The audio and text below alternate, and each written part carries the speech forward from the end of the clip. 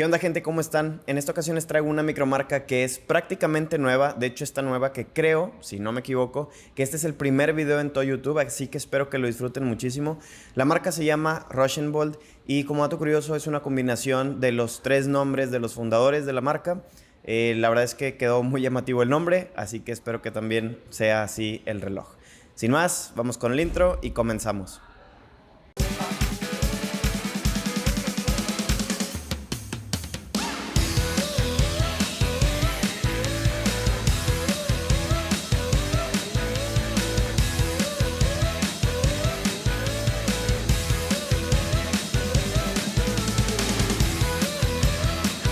Lo primero que tenemos es esta caja de cartón con el nombre de la marca al frente, que al abrirlo nos encontramos con este morralito, que es un material tipo lino.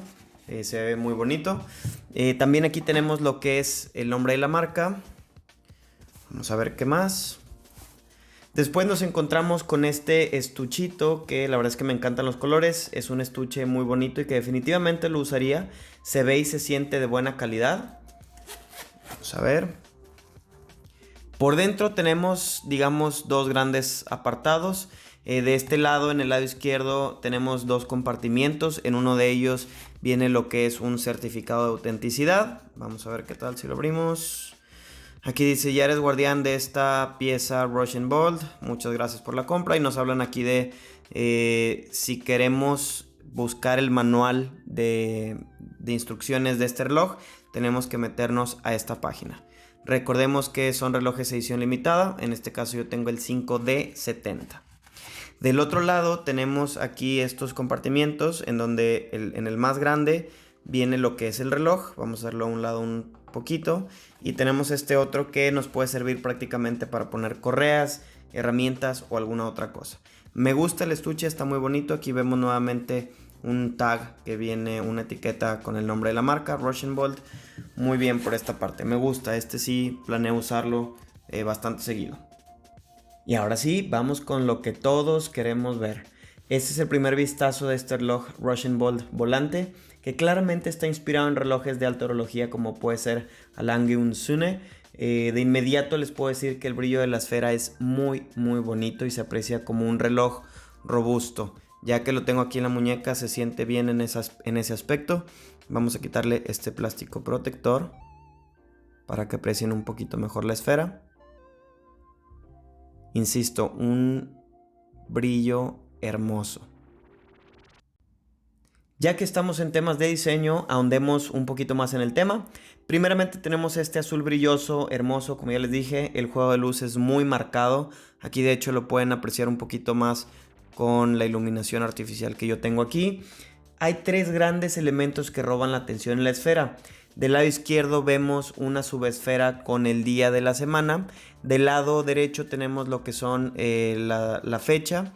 Y por último, en el punto de las 6 tenemos lo que es una ventana corazón abierto que nos permite ver el volante del mecanismo Seagull. De aquí su nombre, volante. Otra cosa que me encantó es la posición del nombre a lo largo del borde superior. Tenemos un aro de información en color gris que contiene los marcadores de minutos de uno en uno, esto casi pegado al bisel interior. Las manecillas son tipo alfa y desde mi punto de vista le dan pues también mayor formalidad al reloj. Me gusta en ese aspecto y lo vuelvo a decir, me gusta mucho cómo juega este reloj con las luces. Pueden verlo bastante marcado. La caja tiene un acabado pulido y en general se siente bien construido, se siente sólido y eso es algo que me gusta. Los postes también tienen un acabado curvo, lo cual es bueno. En ocasiones me he topado con relojes que los acabados de aquí son considerablemente filosos y pues eso no habla de una buena construcción. También por el lado izquierdo en punto de las 8 vemos lo que es un pulsador y en punto de las 4 vemos otro pulsador. Ya más adelante les voy a explicar cuál es la función de estos dos pulsadores, pero tienen que ver directamente con las subesferas. También es importante mencionar que la corona es de rosca, lo cual hay que destacar considerando que es un reloj pues más formal que otra cosa. Y también tenemos aquí la firma de la marca, que es prácticamente la mitad de una R. En la parte trasera vemos una tapa de rosca y una ventana para apreciar el mecanismo. el cual tiene un contrapeso firmado, ahí podemos verlo, y me gusta cómo se aprovechó bien el espacio de extremo a extremo del mismo. La verdad es que me encantaría ver una versión de contrapeso en azul o dorado, resaltaría increíble. Este reloj lo podemos encontrar en versiones grises y negras, entonces podrían jugar cambiando ese contrapeso dependiendo del reloj, estaría muy padre, pero bueno, la verdad es que me gusta, se ve muy bonito. Algo que acabo de notar y era lo que les mencionaba en un inicio, estos relojes son edición limitada. Como les mencionaba, yo tengo el 5 del 70, pero me encantó que lo ponen en la parte inferior del reloj. Aquí podemos apreciarlo cómo está grabado. Muy bonito detalle.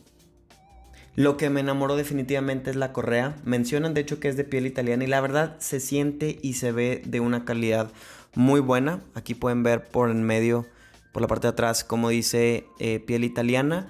Definitivamente me encanta estos tonos de azul en combinación con verde de la parte de atrás. Está hermoso.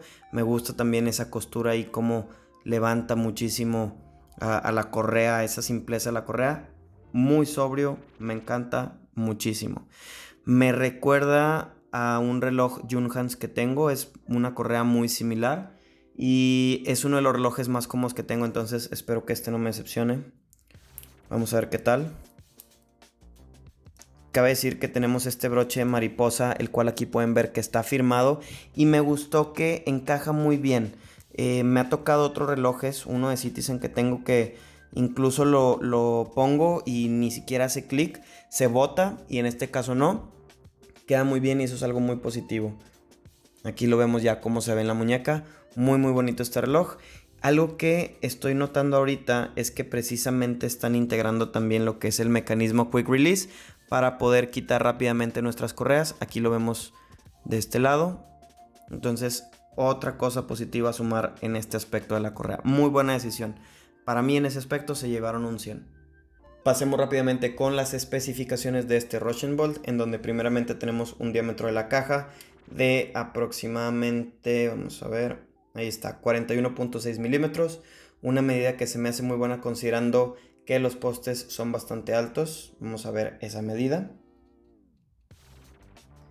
Tenemos un alto de la caja de 51.5 milímetros, considerando poste superior a poste inferior, y un ancho de la caja de, vamos a ver, 15 milímetros. Aquí contemplando ese cristal de zafiro que no sé si en la cámara se alcanza a apreciar muy bien, pero sí que lo tiene y la verdad es que me gusta porque también le da mayor profundidad a la esfera. Adicional, tenemos un cristal de zafiro con antirreflejante, vamos a comprobarlo. Y en efecto, ahí vemos cómo sube muy rápido, una vez más. Aquí lo vemos. El cristal trasero, vamos a probarlo. No, aquí no tenemos nada.